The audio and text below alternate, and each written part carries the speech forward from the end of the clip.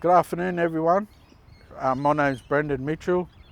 I'm a Marrawarra Barkindji man from Lake Victoria, down on the Wentworth at the junction of the Murray and Darling River. And I'm here this afternoon. I'm going to talk about some of the boomerangs that we use and give a demonstration of how we throw a few. The first boomerangs I'm going to talk about is our returning boomerangs. So the returning boomerangs are quite very cleverly made. How they're made, the man's boomerang comes from the branch of the tree and the woman's boomerang comes from the roots of the tree. And when we look for the boomerang in the tree, we actually got to look for the shape of the bend in the branch and make them out of hardwood. And then what we do is once we carve our boomerang out, of the returning boomerang, one side of the boomerang's wing on the back side is shaved thin. Just a little bit is thinner. On the front of the other wing is shaved thinner. And what that does is when the boomerang spins, that helps make it come around in a circle.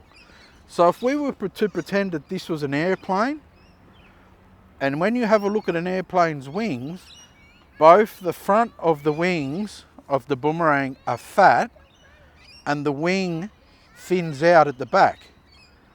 So only one wing of the boomerang is like that. And if this was an airplane, and if we turned the wing around, then that airplane would just go around in a circle. And so that's our design of a returning boomerang. And what we use our returning boomerangs for is for hunting. So if we were hunting for birds or ducks, we'd throw the boomerang, the birds would all fly up in a flock.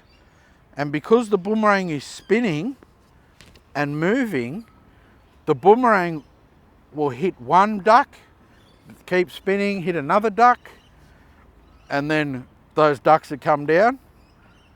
Or if I miss the ducks, the boomerang would just keep flying and come back in a circle. And that's our returning boomerang.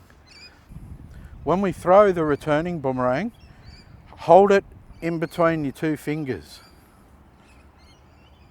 And so that rests on the bottom and lean it back. Always throw it so that it's pointed like this, not like that. So it'd be like this. And when you throw the boomerang, you're throwing it up into the air. Don't throw it down. If you throw it down, it'll go down. So you need to throw it up.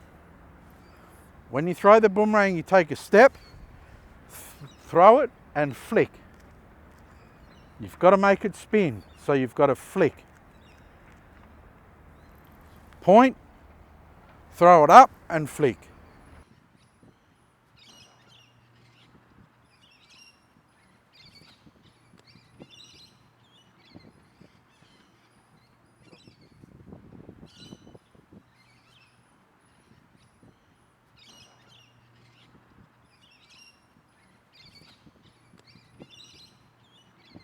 Can be made out of different woods.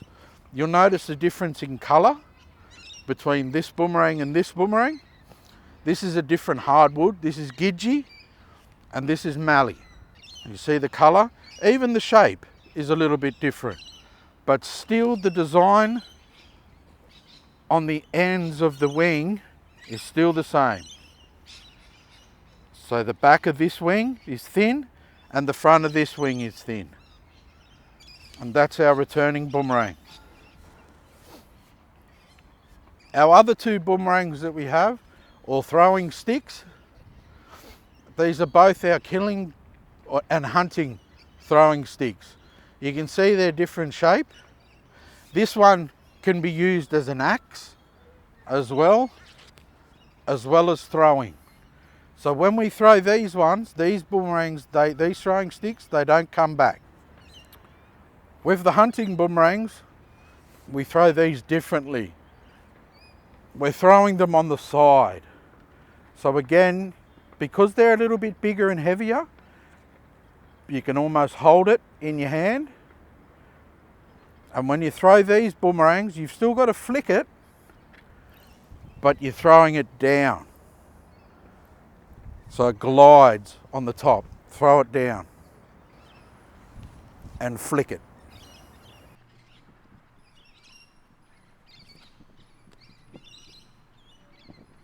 And what we'd use them for, again, for birds, for kangaroo, we could throw it, aim for the legs of the emu.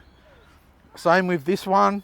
Again, this one, you'll notice on the bottom, has a point. So we use the point for digging as well. This one, again, you use it for fighting. You'll notice that it's got a point on the end, which makes it hard. Makes it hard when the boomerang's flying. This bit will spin quicker than the long bit, so it makes it hard for you to judge when it's thrown at you. But these boomerangs, these ones don't come back. And again, made out of hardwood.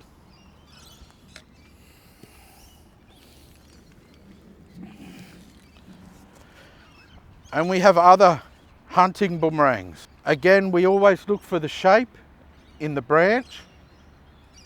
Cut the branch down, take all the wood off, carve it, and that's how we make our hunting boomerangs. These ones, you'll notice, are painted. So these ones aren't really for throwing. These ones are for music and ceremonies.